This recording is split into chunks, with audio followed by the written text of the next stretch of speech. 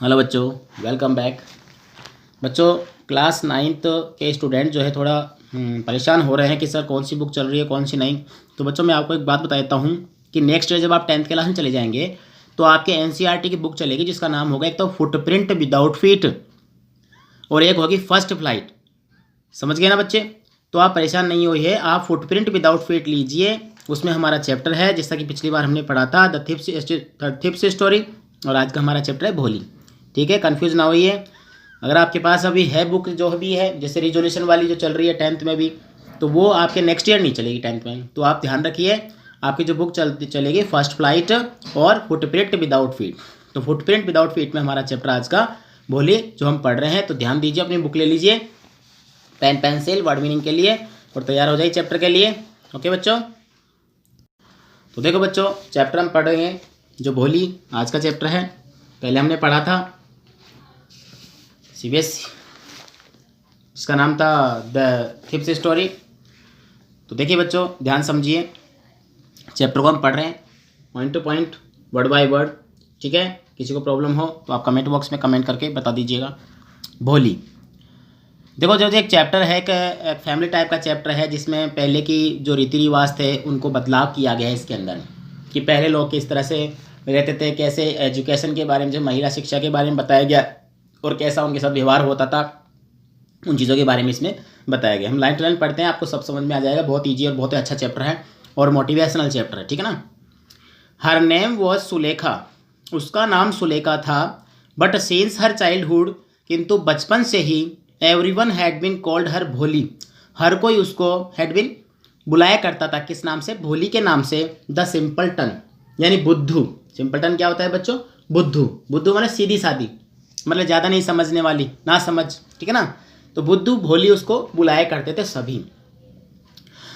C was the fourth daughter of नंबरदार रामलाल। ये नंबरदार का मतलब नंबरदार ही होता है, ध्यान रखिएगा। नंबरदार रामलाल की वह चौथे नंबर की बेटी थी। कौन? भोली। वैन, उसका नाम तो सुलेखा था लेकिन भोली उसको बोलते थे। ठीक है ना। When she was 10 months old, जब वह 10 महीने की थी, she had fallen off the cot, तो वह कोट चारपाई से गिर गई थी नीचे।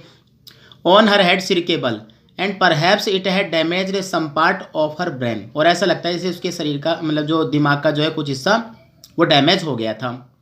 दैट्स वाई, इसी वजह से, दैट वॉज वाई, इसी वजह से सी रिमेंड अ बैकवर्ड चाइल्ड, वह एक पिछड़ी हुई बच्ची रही, मतलब ज़्यादा विकास, उसका मानसिक विकास नहीं हो पाया। And can be known as Bholi the simpleton, जिसे उसका नाम पड़ गया बुद्धू भोली।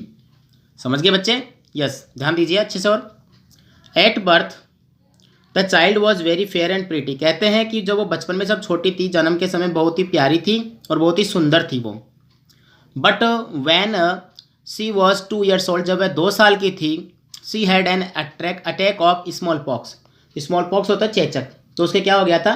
चेचक हो गया था। यानी कि जैसे ना चिकन क्या बोलते हैं उसको, स्मॉल पॉक्स होते हैं, जैसे छोटे छोटे दाने हो जाना, चेचक ही बोलते हैं उसको। चेचक उसके हो गया था। Only the eyes were saved, केवल उसकी आंखें बची थी। But the entire body was permanently disfigured, लेकिन उसका शरीर का पूरा हिस्सा जो था डिसफिगर्ड हो गया था, बेकार हो चुका था, मतलब दाने दाने हो गए थे उसके।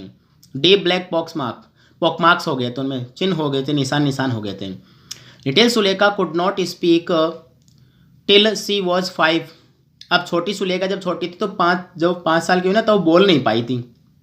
And when at last she learn to speak, जब उसने बोलना सीखा, सी स्टेमर, तो वह हकलाने लग गई। कौन? हाँ, सुलेखा भोली, ध्यान रखिएगा। The other children often made fun of her, अब दूसरे बच्चे उसका मजाक बनाते हैं। एंड मिमिक्ड हर, और उसकी नकल भी निकाला कर, जैसे वो बोलती ना उस समय नकल निकालते थे उसकी।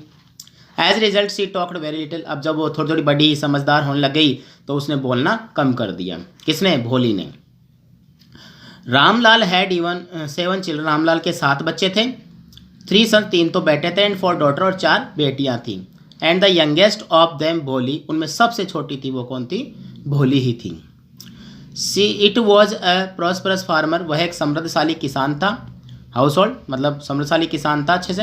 And there was plenty to eat, खाने पीने की पर्याप्त मात्रा में सब कुछ था। एंड ड्रिंक, खाने पीने के लिए। ऑल द चिल्ड्रन एक्सेप्ट भोली वर हेल्दी एंड स्ट्रॉन्ग, भोली के अलावा उसके सारे बच्चे जो थे हेल्दी, स्वस्थ और स्ट्रॉन्ग, ताकतवर थे, मजबूत थे। The son had been sent to the city, उसके लड़कों को जो है उसने शहर में भिजवा दिया, to study in school and later in college, पहले तो स्कूल पढ़ने के लिए फिर कॉलेज पढ़ने के लिए शहर भिजवा दिया। ऑफ द डॉटर्स, और डॉटर जो राधा द एल्डेस्ट जो सबसे बड़ी थी, हैड ऑलरेडी बीन मैरिड, उसकी पहले शादी हो गई थी। The second daughter Mangla, Mangla's marriage had been settled, उसकी शादी होने वाली थी, मतलब सगाई हो चुकी थी। And when that was done, जब उसकी भी शादी हो गई, Ramlal would think of third, तीसरी के बारे में सोचने लगा, जिसका नाम था चंपा। तो क्या क्या नाम आया? Radha, Mangala, Champa. They were good looking healthy girls, वो सभी सुंदर थी, लड़कियां जो थी। And it was not difficult to find bridegroom for them, तो उनके लिए दूल्हा ढूंढने में कोई भी समस्या नहीं हुई। But Ramlal was worried about भोली, किंतु रामलाल को चिंता हुई भोली के बारे में। She had neither good look nor intelligent, वह ना ही तो अच्छी दिखती थी और ना ही इंटेलिजेंट बुद्धिमान थी, क्योंकि उसकी प्रॉब्लम हो रखी थी। भोली वॉज 7 years ओल्ड, भोली 7 साल की थी। वैन मंगला वॉज मैरिड, जब मंगला की शादी हुई थी, ठीक है ना। मंगला कौन? सेकेंड नंबर वाली लड़की। The same year A primary school for girls was open in their village, अब उस समय क्या हुआ था, उनके गांव में एक प्राथमिक स्कूल खुला था लड़कियों के लिए। देखो कितनी अच्छी बात है यहाँ पर। द तहसीलदार साहब, तहसीलदार जो थे ना, came to perform it opening ceremony, वो भी आए थे इस प्रोग्राम के अंदर, उसकी सेरेमनी में, उसके समारोह के अंदर उसकी ओपनिंग करने के लिए। ही सेड टू रामलाल, उसने रामलाल से कहा, एज ए रेवेन्यू ऑफिसर, जो राजस्व अधिकारी था, उस हिसाब से उन्होंने कहा, क्योंकि जो व्यक्ति जो थे ना, प्रतिनिधि थे, वो सरकार का प्रतिनिधित्व था और राजस्व अधिकारी भी था। Came to perform its opening आया था, you are the representative of the government in the village, कि इस गांव में तुम सरकार की तरफ से एक प्रतिनिधि हो, रामलाल को समझा रहे हैं वो। So you must set an example for the villagers, तो गांव वालों के लिए आप एक सबक बन जाइए, मतलब उदाहरण बन जाइए। You must send your daughter to school, तुम अपनी बेटियों को जो है स्कूल भेज दीजिए पढ़ने के लिए, रामलाल को उसने कहा, तहसीलदार ने। तो देखो बच्चों, अभी तक जो हमने देखा है उसमें क्या क्या बताया गया कि भोली नाम की एक लड़की थी, जो बचपन में क्या थी, बहुत कम बोला करती थी, क्योंकि जब वो 2 महीने की थी, 10 महीने की, तब उसकी क्या हो गया था, सिर में चोट आ गई थी, गिर गई थी। उसके बाद उसके दिमाग डैमेज हुआ, उसका विकास नहीं हो पाया था। रामलाल की सबसे छोटी बेटी थी, रामलाल की 3 बेटियाँ और थी, 3 बेटियाँ और थी उसकी। पहले तो कौन सी थी, उसका नाम भी सुलेखा था, तो पहले तो कौन सी थी, मंगला थी, फिर चंपा थी, और फिर लास्ट में थी कौन, पहले थी राधा, फिर थी मंगला, फिर थी चंपा, ठीक है ना। अब उन सब की शादियाँ होने वाले हो चुकी, 2 की थी और 2 कंवारियाँ थी। तो उनको जब पता चला गांव में जो है स्कूल खुल रहा था, तो रामलाल को बोला गया तहसीलदार कि भाई तुम एक बड़े लोगों के लिए प्रतिनिधि, सरकार के प्रतिनिधि हो और तुम नामी हो, तो तुम अपनी बच्चियों को स्कूल भेज करके जो है इस काम की शुरुआत करो। तो देखो क्या होता है। That night when Ramlal consulted his wife, एक रात्रि जब वो अपनी वाइफ से, अपनी पत्नी से रामलाल ने कंसल्ट किया, वार्तालाप की, तो सी क्राइड, वह चिल्ला उठी, आर यू क्रेजी, या तुम पागल हो गए हो। If girls go to school, अगर लड़कियां स्कूल जाएगी, हु विल मैरी देम, उनसे शादी कौन करेगा। देखो पहले टाइम पे ये था, पढ़ लेगी तो मतलब उसे शादी कौन करेगा। But Ramlal had not the courage to disobey the tehsildar, किंतु रामलाल में हिम्मत नहीं थी, हिम्मत डिसोबे, आज्ञा न मानने की, तहसीलदार की आज्ञा न मानने की हिम्मत नहीं थी। एट लास्ट हिज वाइफ, अंत में उसकी वाइफ ने बोला, ही विल टेल यू, कि I will tell you what to do, मैं बताती हूँ जो तुम्हें करना है। सेंड भोली टू स्कूल, बोले भोली को स्कूल भेज दो। एज इट इज़, जैसे कि वो है, there is a little chance of her marriage, उसकी शादी होने की कम चांस है, married, with her ugly face, उसका भद्दा चेहरा है, एंड लैक ऑफ सेंस, और समझ की कमी है। Let the teacher at school worry about her, तो टीचर पर पूरी चिंता है उसकी, छोड़ दो। उसकी पत्नी ने बोली ये बात, रामलाल की पत्नी ने, ठीक है ना। अब क्या होता है देखो।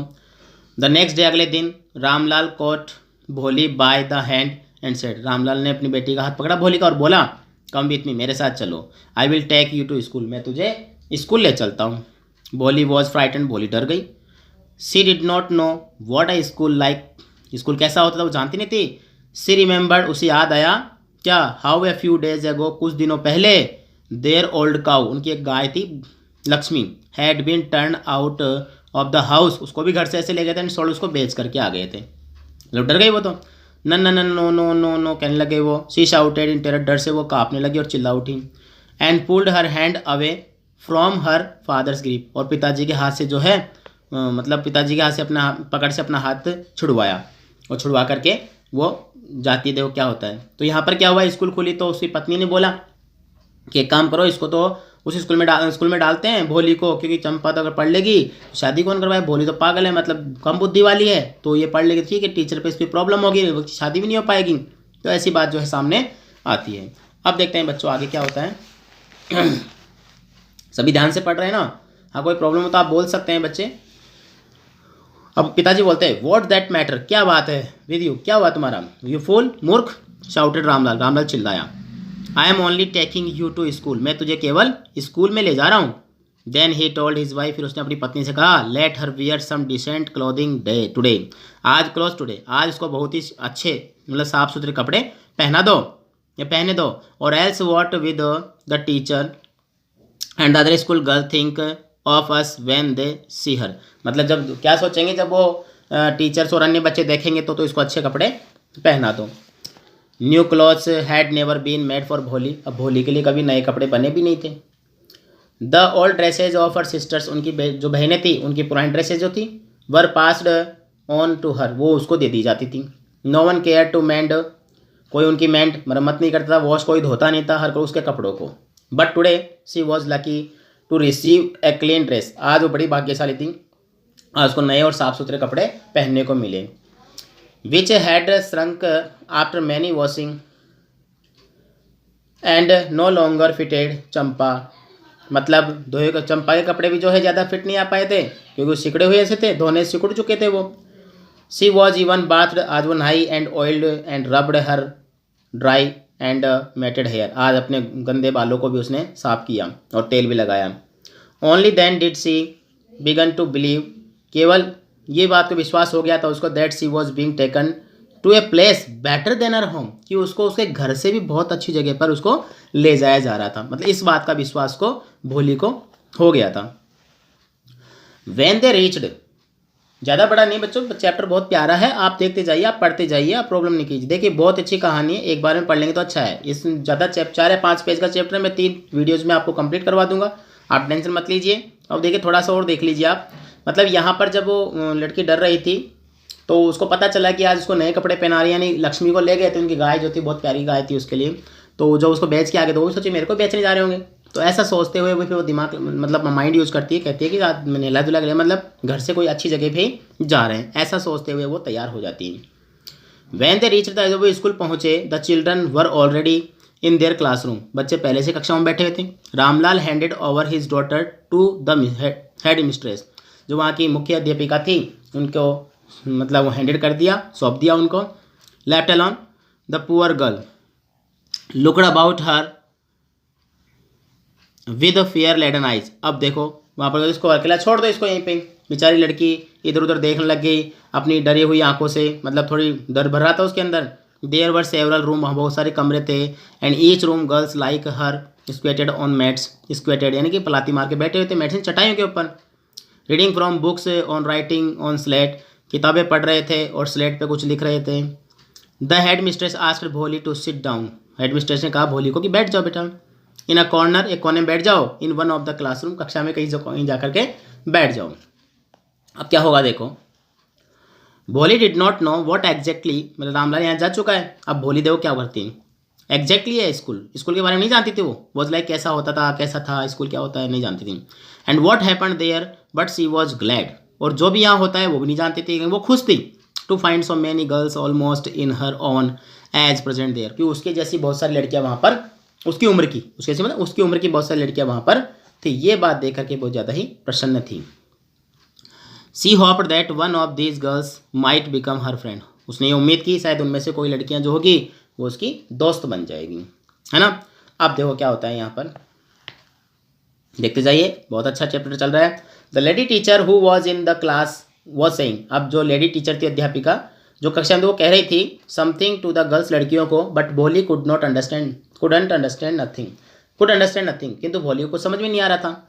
सी looked at the pictures with दीवार ऑन द वॉल, दीवारों के ऊपर चित्र लगे थे उनको वो देख रही थी। द कलर फैसिनेटेड हर, वह चित्र उसको बहुत अच्छे लग रहे थे। हॉर्स वॉज ब्राउन, घोड़े का रंग ब्राउन था, just like the horse which the tehsildar had come to visit the their village, जब तहसीलदार साहब आते तो ऐसे ही कलर का घोड़ा लेकर के आते थे, तो वो इमेजिन कर रही, मतलब माइंड तो चल रहा था उसका। The goat was like black like the goat of their neighbour, पड़ोस में उनकी एक बकरी थी, उसकी जैसी बकरी लग रही थी। The parrot was green like the parrot she had seen in the mango orchard, यानी कि आम के बगीचे में जो तोते आते थे उनको देखती वैसा तोते लग रहा था। The cow was just like their Lakshmi, और गाय जो थी उनकी लक्ष्मी के जैसी थी। And suddenly Bholi notice that, तभी भोली ने अचानक देखा that the teacher was standing by her side, कि टीचर उनके बगल में आकर के खड़े हो गए, स्माइलिंग एट हर, और उसको देख करके हंसने लग गई। अब हंसने लगे, टीचर पास में आए तो भोली को थोड़ा सा डर सा लगेगा, भोली को पूछेगी वो, भाई तुम्हारा नाम क्या है, तुम क्या कौन हो क्या हो, तो ऐसी बातें वो करेगी। तो बच्चों यहीं तक हम इसको अभी विराम देते हैं, थोड़ा रोकते हैं ताकि आपको समझ में आ जाए। तो आपको पता चल गया कि भोली वाले चैप्टर में क्या दे रखा है, भोली के बारे में है। भोली को पिताजी जो है स्कूल छोड़ करके आ गए हैं, अब वहाँ जा करके वो थोड़ा प्रसन्न खुश होती है। खुश इसलिए होती है क्योंकि घर जैसा माहौल नहीं था वहाँ पर, तो उसके जैसे और बच्चे थे और बच्चों में बच्चे खुश होते हैं, ऐसा देख करके बहुत अच्छा उसको लग रहा था। तो आप जो यहाँ तक के अपने चैप्टर को तैयार कीजिए, जो चैप्टर हमने पढ़ा है यहाँ से भोली से, और फिर पढ़ते हैं आगे से नेक्स्ट वीडियो के अंदर। तब तक बच्चों गुड डे, गुड बाय।